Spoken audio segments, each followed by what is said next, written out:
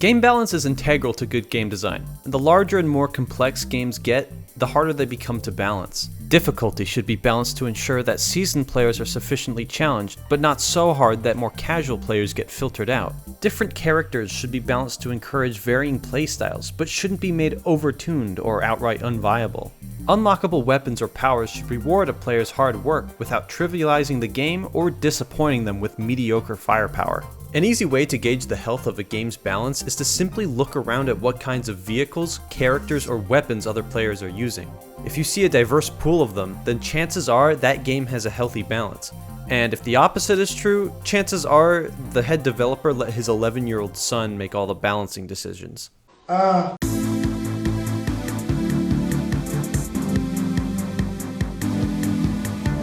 Team Fortress 2 is a fucking mess.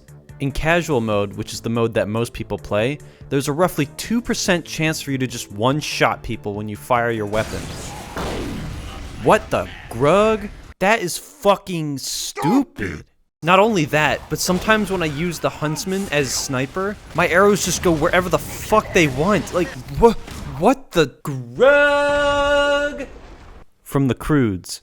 There are 9 different classes, each possessing dozens of equipable weapons with hundreds of different combinations. And despite all the jank, the overtune unlocks, and the sheer breadth and diversity of playstyles, TF2 remains one of the more balanced first-person shooter experiences. I think. Because while not every single playstyle is truly viable, it's really impressive just how many viable playstyles there really are. Just take Demo Knight for example. The elevator pitch for Demo Knight is pretty simple. Instead of shooting explosives at people like a rational person, charge at people with your melee weapon while screaming at the top of your fucking lungs like the drunk bastard you truly are. And yeah, this playstyle is not as effective as traditional Demo Man, but who gives a shit if you're giving up what is by far the most powerful weapon in the game? Despite being extremely simple in concept, Demo Knight's shield charge is actually one of the most intricate mechanics in the game. You can get really good at charging. Good enough that Demo Knight can actually be a legitimate tournament threat in competitive 6v6, a game mode that's notorious for its rigid team compositions. Does this mean that Demo Knight is secretly good? No, not at all. But in the hands of a good enough player, anything is possible. Remember 10 seconds ago when I said that Demo Knight can be a legitimate tournament threat in competitive 6v6?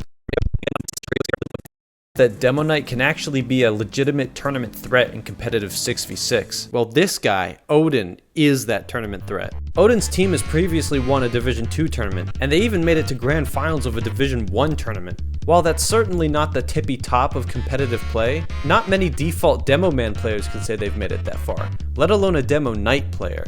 Now, have you seen this plant?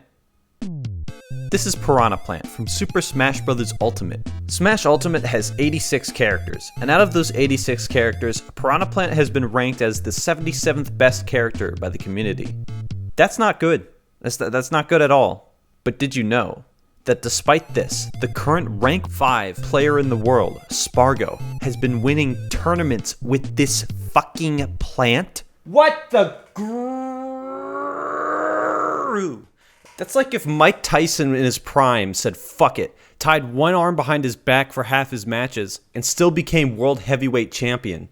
Now, the point I'm trying to make here is that in a well-balanced game, characters and playstyles that are inherently weak can still excel when used by a skilled enough player.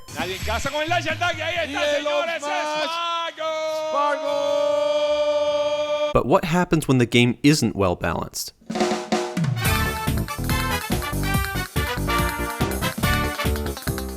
I love Mario Kart Wii, I really do. Get a couch, a TV, and some friends together, and this is still some of the most fun you can have on your Wii. There are 24 characters and 36 vehicles to choose from, all with their own sets of stats and properties. One might think that this would make Mario Kart Wii a playground for experimenting with different combinations of characters and vehicles. But nope, there's exactly one combo that just completely dicks on all the others, and it's not even close. First of all, if you want to win against your friends in Mario Kart Wii, you can go ahead and ignore every single kart in the game. They should call this game Mario bike week. One of the main contributing factors to bikes being way better than karts in this game is that in exchange for not being able to charge orange mini turbos, bikes in this game are just able to gain speed whenever they feel like it by popping a wheelie. However, wheelies pale in comparison to the most important mechanic in the game, which is inside drift. Only a select few bikes in this game have it, and if your bike doesn't have it, then you lose forever. Goodbye.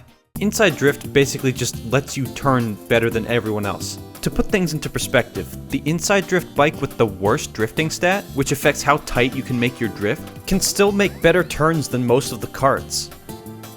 Out of the 9 inside drift bikes, a handful of them do have some niche use in single player time trials, but if you want to win in multiplayer, Funky Kong on the Flame Runner is far and away the best combo in the game. Playing with this combo is like being on 175cc.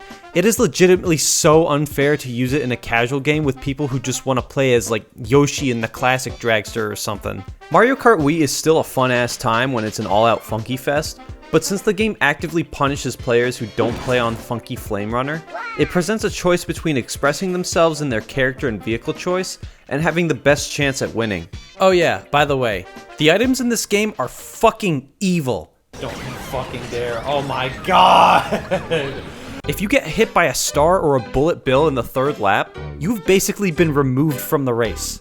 Mario Kart Wii is also the only game in the series where you can get this stupid fucking cloud that just kills you forever. While I was gathering footage for this video, there were so many instances where I would just get hit over and over again and not be able to play the game for like 10 whole seconds. It was insane.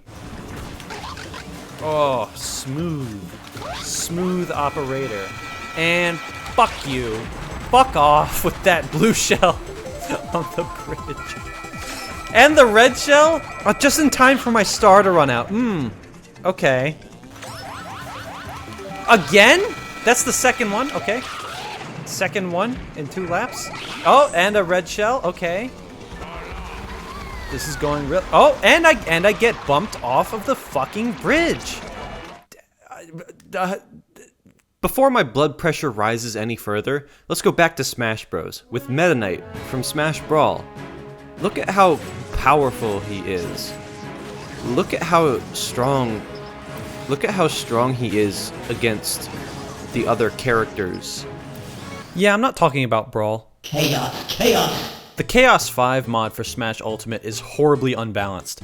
But like, that's the whole point of the mod. Holy shit, what the fuck? It's even right there under the title. Why worry about balance at all when you can just make every character stupidly strong? That's the philosophy behind Chaos, and it actually kinda works. What the fuck? This mod would likely crumble under any kind of competitive play, but unlike HDR and Project M, that is far from what Chaos is going for. There's so many spammable projectiles, cheap one-hit kills, and touch of death combos that are very easy to exploit. Half of the fun in this game is trying to overcome the bullshit strategies your friends come up with. I remember this one match I played with 3 other friends. My friend Adam would just infinitely fly above the stage as Wario and let the rest of us fight it out below him. And I was not having any of that shit. But I was playing as Bowser. How am I supposed to get up there as fucking Bowser? He can't even beat Mario. But then I discovered you can do this with Bowser. And Adam didn't really have much of an answer to it. Eventually, it was just me and Adam. And once I got Adam down to his last stock, he started flying beneath the stage. And this had me like, Gug? See, Bowser has the funny property of having an insane fastfall that instantly kills him if he uses it off stage. So Adam's new strategy actually caused me to lose a couple of stocks due to his superior mobility and my greasy ass thumbs. But once I got that one hit, I punished him for all of his sins.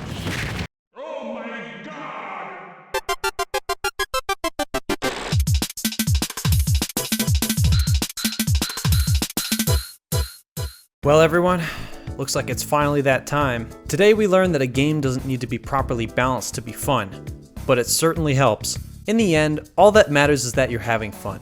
Because if it's not fun, it's probably on Roblox. Goodbye.